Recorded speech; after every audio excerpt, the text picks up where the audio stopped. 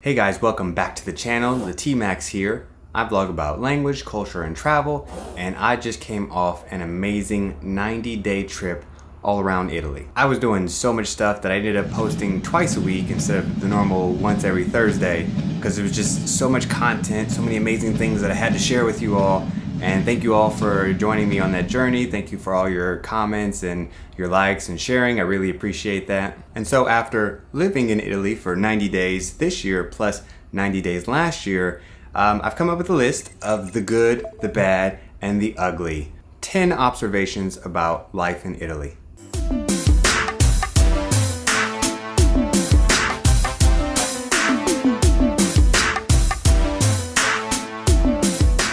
So we'll start off with the good, work our way to the bad, and finish with the ugly.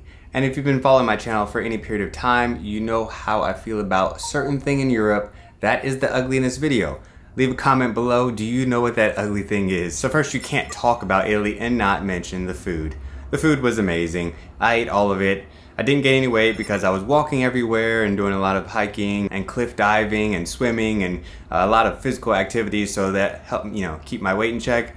But I ate really well. I had a lot of gelato. I tried lots of amazing new wines. I tasted the real or authentic versions of many dishes that we have here in the US.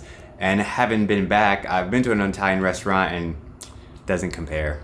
Another thing that I loved about living in Italy is that it's not a very big country compared to the US. And so in 3 hours driving, train, or in a plane, you're probably going to be in another country. And so I took that opportunity to travel to 4 other countries while I was in Italy that weren't very far. So just that geographical closeness is something I really enjoy about Italy and Europe. And something about the Mediterranean lifestyle just really appeals to me. That whole let's work to live and not live to work like the Americans and some other countries. It's amazing, and you can see this is evident in what they call reposo. It's very similar to siesta in Spain, where basically the whole country shuts down from noon to 3 or whatever the time period is, and people go home and have lunch with their families. And historically this is because of the heat, but now it's just part of the culture and they maintain it. And they're like, hey, it's important to have this downtime and just kind of, we'll get to work later. I love that. So the wine in Italy is really good. I've always been more partial to Spanish wine, but having been in Italy this past time, I made a point to really try to find wines that I liked, and I found quite a few that were really good. And in addition to that, you can, order a glass of wine for €2, or you can get a bottle at the store for €6 or €8. And if you do the conversion euro to dollars, 1 for 1, that's $9, for a really good bottle of wine. Doesn't, maybe not reserved, but it's a high quality wine. It's going to taste really good. It's going to be something that you'd be willing to share with your friends. Versus you come back to the US, $9 is going to get you a glass of not very good wine. So there's not really any good high quality wines at affordable rates. In Italy, they're everywhere. And one of the things that I absolutely love about traveling is practicing languages, learning languages. And I made it a point to learn Italian. That didn't go great, but I just enjoy the process. I enjoy the challenges, and I'll actually be coming out with some videos. The little bit that I did learn, I'll be comparing that to languages that I know. So in the US, everybody owns a car. But in Europe, and specifically in Italy, trains are a very common source of travel. And I use trains a lot to travel around the country domestically. And like $9, and I can get, an hour or two away, see a town. The train station is usually centrally located, so I can walk to sites, and so you don't really need a car in Italy, and I really appreciated that. And then so take it a step further, if I wanted to go somewhere farther like Sicily or Sardinia, which I did, and those are amazing places, and check out the links below for those vlogs. You can catch a flight. I was paying €16 to fly cross country. Of course, these are the budget airlines, so if you're gonna take a bag, maybe it's another 10 or 15 euro.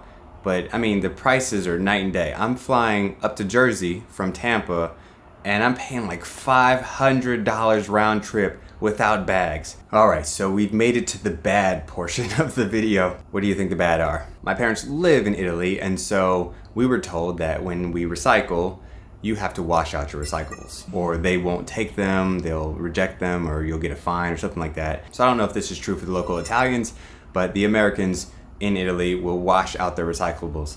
And okay, I get it, like rinsing out, you know, something, like don't leave food in it, but I mean, you gotta like legitimately clean these things out. So it's like, you might as well just save most of these containers, which you end up doing, and reuse them. If you remember back when I was living in China, I really harped on how bad the drivers in Beijing were. And Italy, including Naples, which is probably the worst drivers in Italy, they're still not Beijing level, but you know, they're much higher than like normal countries. So I guess all that relaxation, just they're like, you know, I don't need to drive good.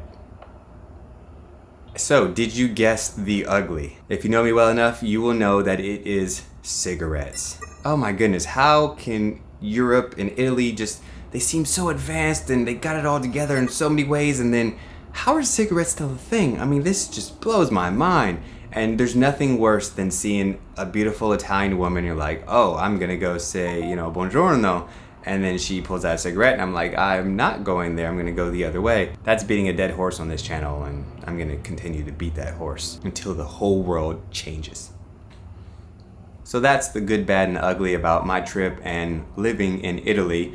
What do you think? Do you agree, disagree? Things to add? One thing that I was doing while I was in Italy, I was making a lot of drone videos, and I've actually got quite a bit of positive feedback. So thank you all for watching the video, and then also leaving feedback on that. And I'll leave some links in the description below to some of these drone videos. But I decided to make some more drone videos. So over the next couple of weeks, there will be the full uncut versions of the drone videos from my trips from like San Marino or Liechtenstein, Slovenia, and Sardinia. So be on the lookout for those drone videos. Again, thanks for watching. Remember to like, share, subscribe, and I will see you guys in the next video.